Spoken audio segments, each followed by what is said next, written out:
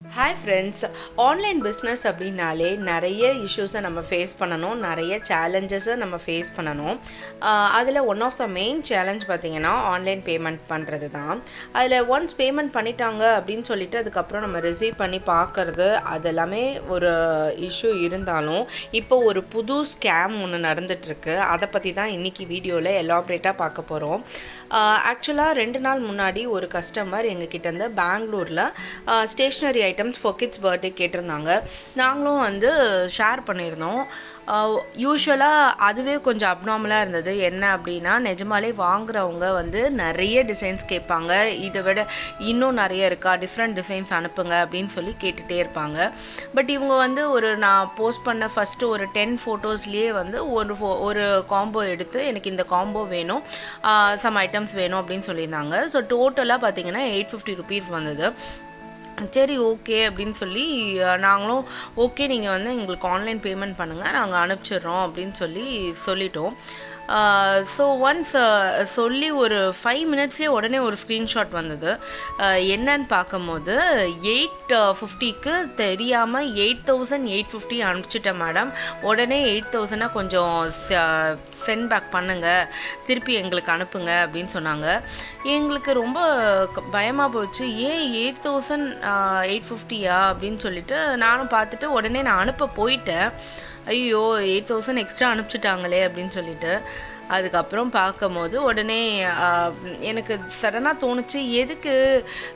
But அந்த font பார்த்தீங்கன்னா, இப்போ நான் ஸ்க்ரீன்ஷாட் அட்டாச் பண்ணியிருக்கேன். அதில் ஃபாண்ட்டே யூஸ்வலாக ஜிபேயில் வர ஃபாண்ட் மாதிரி இல்லை, வேறு மாதிரி இருந்தது. அப்போ என்ன பண்ணுறது அப்படின்னு சொல்லிட்டு ஜஸ்ட்டு ஜிபேலையும் ஒரு வாட்டி ஓப்பன் பண்ணி பார்த்துடலாம் அப்படின்ட்டு ஜிபேயில் ஓப்பன் பண்ணேன். ஜிபேயில் ஓப்பன் பண்ணுற மாதிரி அது ஓப்பனும் ஆச்சு.